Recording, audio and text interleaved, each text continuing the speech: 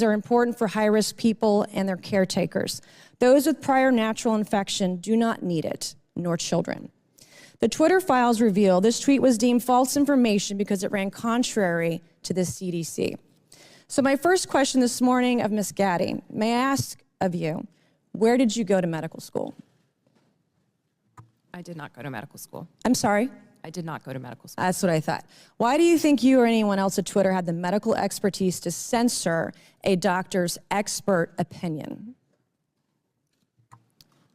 Our policies regarding COVID were designed to protect individuals. We were seeing... You guys censored Harvard-educated doctors, Stanford-educated doctors, doctors that are educated in the best places in the world, and you silenced those voices.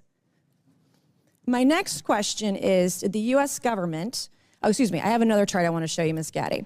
I have another tweet by someone with a following of a full 18,000 followers. This person put a chart from the CDC on Twitter. It's the CDC's own data, so it's accurate by your standards, and you all labeled this as misleading.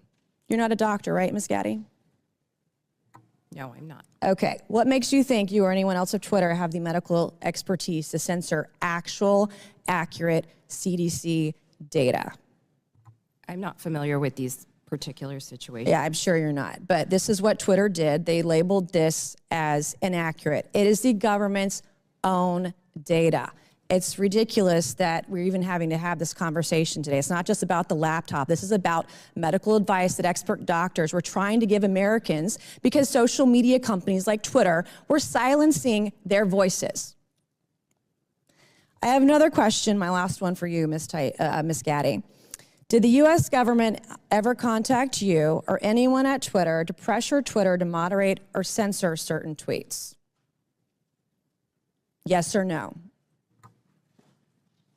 We have a program. Did the U.S. government ever contact you or anyone at Twitter to censor or moderate certain tweets? Yes or no? We receive legal demands to remove content from the platform from the U.S. government and governments all around the world. Those are published on a third-party website, and anyone can review them. Thank God for Matt Taibbi. Thank God for Elon Musk for allowing to show us in the world that Twitter was basically a subsidiary of the FBI, censoring real medical voices with real expertise that put real Americans' lives in danger because they didn't have that information.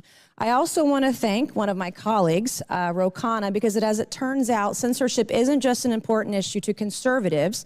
Some of my colleagues on the other side of the aisle, like Ro, found this censorship very concerning, and he even wrote to you and to folks at Twitter that he was concerned about the First Amendment being censored. So I want to thank him for speaking up and speaking out about this issue, because this should not be a partisan issue. This should be an issue that's an American issue.